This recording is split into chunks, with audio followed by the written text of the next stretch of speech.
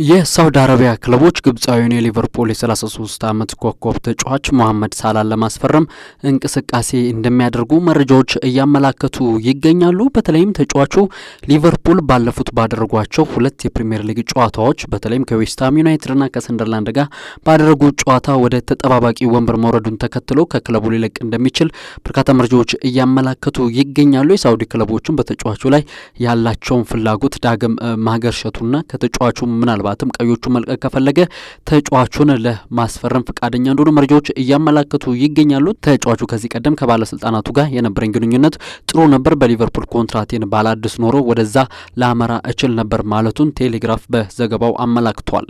ስፔናዊው የ24 ዓመት የባርሴሎና ተጫዋች ኤሪክ ጋርሲያ በብሉግራናዎቹ ቤት እስከ 2031 ድረስ የሚያቆየውን አዲስ ኮንትራት በይፋ መፈራረሙ ተገልጿል።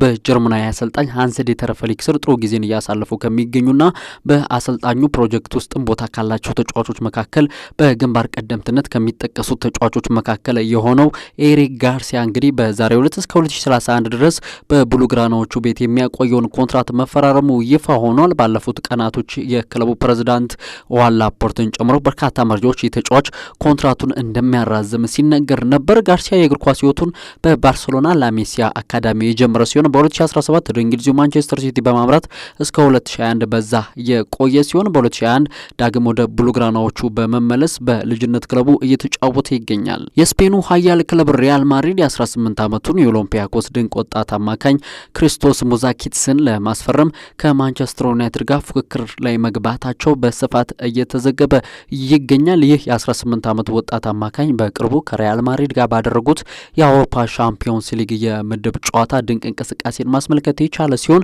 እንቅስቃሴውም የሎስ ብላንኮቹን ዋና ስፔናዊ አለቃ ዣቪ አሎንሶን መማረኩን ዘሰን ያወጣው መረጃ ያመላክታል። እንግዲህ ከሪያል ማድሪድ በተጨማሪም ማንቸስተር ዩናይትዶችም በዚህ ተጫዋች ላይ ከፍተኛ ፍላጎት እንዳላቸው መረጃው ያመላክታል። ማንቸስተር ዩናይትድና ሪያል ማድሪድም በቀጣይነት ይህንን ተጫዋች ለማስፈረም የሚያደርጉት ፉክክር በጉጉት ይጠበቃል። የኤምኤልኤሱ ክለብ ኢንተር ሚያሚ በጥር የዝውውር መስኮት ጀርመናዊውን የአርቢ ሌይፕዚግ የፊት መስመር ተጫዋች ቲሞ ወርነር ለማስፈረም ንግግር ላይ መሆናቸው ከጀርመን እየወጡ ያሉ በርከት ያሉ መረጃዎች ያመላክታሉ። ተጫዋቹ በአርቢ ሌይፕዚግ እስከ 2026 ድረስ የሚያቆይ ኮንትራት ቢኖረውም የተጫዋቹ ወኪሎች አሁን ላይ ከኢንተር ሚያሚ ጋር ስለ ተጫዋቹ ዝውውር እየተነጋገሩ መሆኑ ነው የተዘገበው። ኢንተር ሚያሚዎችም ይህንን ተጫዋች በጥር የዝውውር መስኮት የገላቸው ለማድረግ ከፍተኛ ፍላጎት እንዳላቸው በመረጃው ተመላክቷል። ተጫዋቹ ከዚህ ቀደም በእንግሊዞቹ ቼልሲና ቶተንሃም ሆትስፐር ቆይታን ማድረጉ የሚታወስ ሲሆን ዳግም ወደ አርቢ ሌይፕዚግ ቢመለስ በፊቱን አስደናቂ ብቃቱን ማስመልከት ተስኖታል። አሁን ላይ በጥር የዝውውር መስኮት ወደ ኤምኤልኤሱ ክለብ ኢንተር ሚያሚ ሊያመራ እንደሚችል በስፋት እየተነገረ ይገኛል። የጣሊያኑ ክለብ ሮማ የ23 ዓመቱን ፖርቱጋላዊ ቦሩሲያ ዶርትመንድ አጥቂ ፋቢዮ ሲልቫን በጥር የዝውውር መስኮት በውሰን ለማስፈረም ፍላጎት እንዳላቸው እየተገለጸ ይገኛል። ይህ ስምምነት ከተፈጸመ እንግዲህ ስምምነቱ የመግዛት አማራጭም እንደሚኖረውም ተገልጿል። ሮማዎች ፋቢዮ ሲልቫን ማስፈረም ከቻሉ ጆሹዋ ዚርክዜ ላይ ያላቸው ፍላጎትም እንደሚያቆሙ ኮሬ ዴል ስፖርት ይዞት የወጣው መረጃ ያመላክታል። ሮማዎች እንግዲህ የማንቸስተር ዩናይትዱን ኔዘርላንዳዊ ተጫዋች ጆሹዋ ዚርክዜ ላይ ፍላጎት ያላቸው ሲሆን ፋቢዮ ሲልቫን ማስፈረም ከቻሉ ግን ፍላጎታቸውን እንደሚያቆሙ ነው መረጃው ያመላክተው።